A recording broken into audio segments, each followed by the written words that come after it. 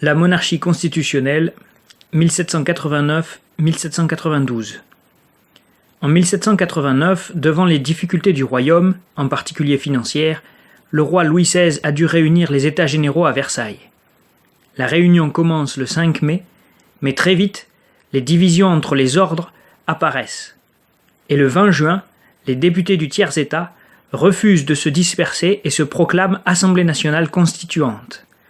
Ils veulent mettre en place une constitution, un texte qui définit les pouvoirs du roi et de la nation. Le roi cède. La souveraineté ne réside plus dans le monarque, mais dans l'Assemblée nationale. Le monarque semble céder, en réalité, mais il se prépare à réagir. Il concentre des troupes autour de Paris. Le peuple de Paris prend la Bastille le 14 juillet 1789. Le peuple choisit ce lieu par hasard. On y cherche des armes. Mais il devient le symbole de l'absolutisme, parce qu'il était le lieu d'enfermement par lettre de cachet. Paris devient la capitale unique du royaume.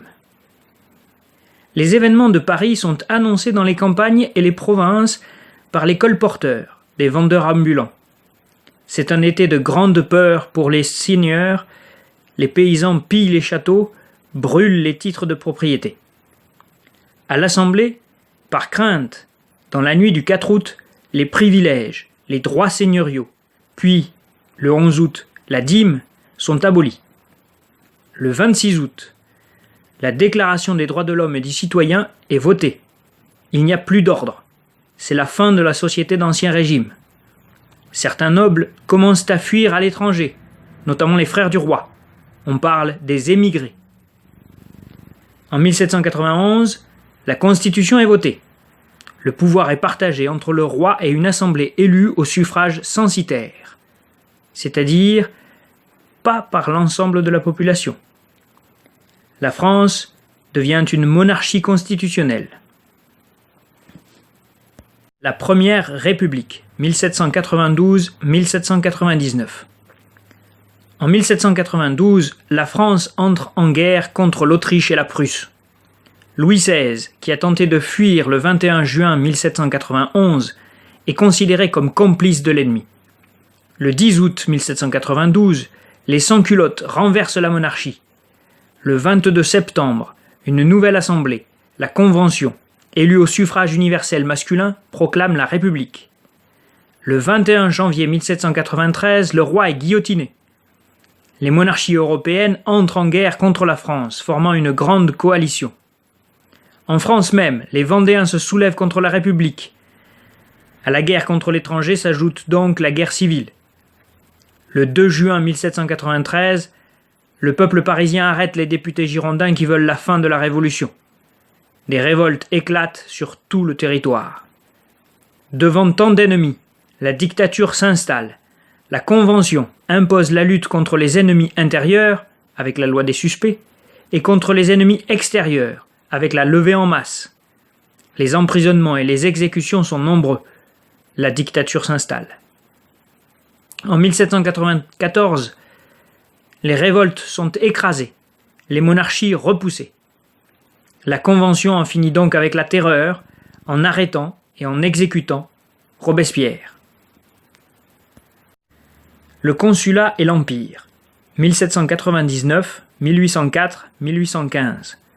En 1795, les députés votent une nouvelle constitution qui crée le Directoire. Se méfiant du peuple, le suffrage censitaire est rétabli. À l'extérieur, la guerre continue et le général Bonaparte devient populaire. Il profite du mécontentement dû aux inégalités qui s'accroissent pour prendre le pouvoir par la force en 1799.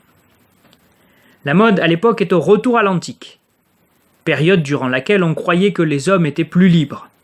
Le pouvoir de Bonaparte s'appelle donc consulat, et il devient ensuite empire, comme à Rome, en 1804, car le terme de roi est banni.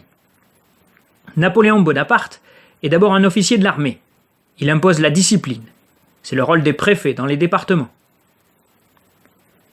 Il s'agit de mettre un terme au soulèvement populaire. Napoléon détient le pouvoir qui est centralisé. Il cherche à imposer son autorité et sa famille en France, mais aussi en Europe. La presse est censurée. Si Napoléon se montre continuateur de la Révolution par le maintien du principe d'égalité, il veut créer une France et une Europe à son image. Il met en place la Banque de France, le franc germinal, les lycées pour former de nouvelles élites. Il crée un nouvel ensemble de lois, le Code civil, qui perdure jusqu'aux années 2000. Napoléon tente de réconcilier les Français par l'amnistie pour les royalistes, la reprise des relations avec l'Église et la signature d'un concordat en 1801 avec le pape. Il tente également de s'imposer comme un souverain européen, alors qu'il a pris le pouvoir illégalement. Pour s'imposer en Europe, Napoléon doit souvent faire la guerre. Il l'en remporte d'abord jusqu'en 1812 et impose sa famille sur le trône de nombreux royaumes créés. Mais à partir de 1812, c'est le recul des armées napoléoniennes jusqu'à une première abdication en 1814. Napoléon tente bien de revenir au pouvoir en 1815, mais il est définitivement vaincu à Waterloo. Dans les territoires conquis, Napoléon impose les idées révolutionnaires et le Code civil. Ces idées survivront et permettront aux populations d'espérer conquérir l'égalité